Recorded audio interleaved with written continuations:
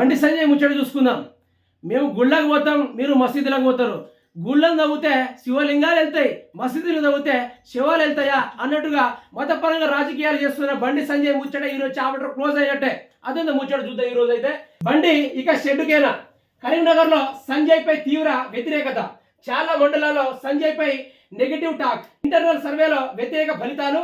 దేవుడి పేరుతో రాజకీయం, ప్రజల ఆగ్రహం, ప్రజా సమస్యల అభివృద్ధిని పట్టించుకోవడం లేదని విమర్శలు. వ్యతిరేకత నుంచి తప్పించుకునేందుకే రైతుల చెంతకు. కేసీఆర్ పర్యటన ఖరారయ్యాక పంటల పరిహారానికి దీక్ష. నెల రోజుల్లో పాజిటివ్ గా మారే ఛాన్స్ లేదని టాక్. బీఆర్ఎస్ అభ్యర్థి వినోద్ కు సానుకూలంగా సర్వేలు. ఈ బండి సంజయ్ ముచ్చట మాట్లాడుకుందాం. ఈయన ఇక ఏం చేస్తాడంటే, వచ్చి రాగానే మీరు శివలింగాలకు మల్లెపూలు వేసిల్లా, పూజలు చేసిల్లా, గంధం రాసిల్లా, టెంకాయ కొట్టిల్లా, కొట్టండి మా ఓడి అనుకుంటా, జై శ్రీరామ్ అనుకుంటా కదులుతాడు. ఎవరు? బండి సంజయ్. ఆయన మతం లేదే ఏదైనా ప్రజల సమస్య గురించి ఏం మాట్లాడు. ప్రెస్ మీట్ పెట్టిందంటే ఎక్కడో శివాలయం వెళ్ళిందట కదా, ఆడికి పోదామా, ఆడ పూజలు చేద్దామా? మరి గిదా నాయకుడు చేయాల్సిందా ఇదా పని? తెలంగాణ రాష్ట్ర ప్రజలారా, మీరు ఒకటి అర్థం చేసుకోవాలి. బండి సంజయ్ మాటలు వినండి. ఇకనైనా అకనైనా 10 సంవత్సరాల కిందైనా 10 సంవత్సరాల ముందైనా విన్నా కూడా ఆయన జై హిందూ, మన హిందూ సాంప్రదాయం ఇది. మరి అలాంటప్పుడు మీరు పార్టీలో ఉండకూడదు. దేనికి ఉండాలి? హిందూ ప్రచార కమిటీగా, హిందువులో సాధువుగా భిక్ష కట్టుకొని కాషాయం జెండాలు 10 మందిని ఒక శిష్యుల్ని తయారు చేసుకొని మీరు గ్రామాల్లోకి వెళ్ళి శివాలయం పూజలు చేయండి, శివాలయానికి ఆరతి ఇవ్వండి, శివాలయానికి విభూతి పెట్టండి అనుకుంటే ప్రచారం చేయాలి. కానీ ఇక బండి సంజయ్ గీయని చెప్పేసరికి ప్రజల్లో మెంటల్ ఎక్కింది. ఎక్కి ఏంద్రా ఇది, ప్రతిరోజు మనం కూడా పూజలు చేస్తున్నామే, మరి ఈయనేది మనకు సపరేట్ చెప్పుడుగా అనుకుంటా ప్రజలు వాళ్ళు కొంచెం మారింది. ఆయన మారుతున్న ఈయన కింద పెద్ద కిరాకు ఉందని ఈయన దూరం పెట్టేసిండు.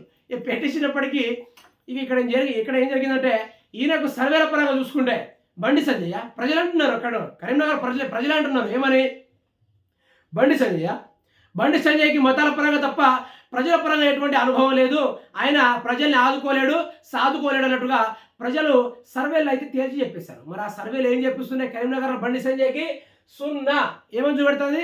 0. బండి సంజయ్ అనేది 0 అని అంటున్నారు. మరి ఇది పరిస్థితి. అందుకనే మతాల పరంగా చేయొద్దు. హిందూ సమాజం ఇది, హిందూ రాష్ట్రం ఇది, హిందువులని గర్వించు, హిందువులని జీవించు అనే ఒక గొప్ప నినాదం రాశాడు వివేకానంద. అది అందరి మనసులో ఉంది. బండి సంజయ్ కొత్తగా ప్రచారం చేయాల్సిన అవసరం లేదు. కరీంనగర్ లోక్సభ సెగ్మెంట్లో ఈసారి కమలానికి బ్రేకులు పడుతున్నట్టుగా కనిపిస్తుంది. కారు జోరు కమలం వాడక తప్పదని తాజా సర్వేలో వెల్లడిందనే ప్రచారం జరుగుతుంది. కారు కమలం మధ్య ప్రధాన పోరు ఉండబోతుందనేది ఇప్పటికే క్లారిటీ వచ్చింది. తాజా సర్వేల ప్రకారం బండి సంజయ్ గ్రాఫ్ మరింత పడిపోతున్నట్టుగా తెలుస్తుంది. దాని నుంచి తప్పించుకునేందుకే రైతు చెంతలకు వెళ్తున్నారనే టాక్ నియోజకవర్గం నుంచి వినిపిస్తుంది.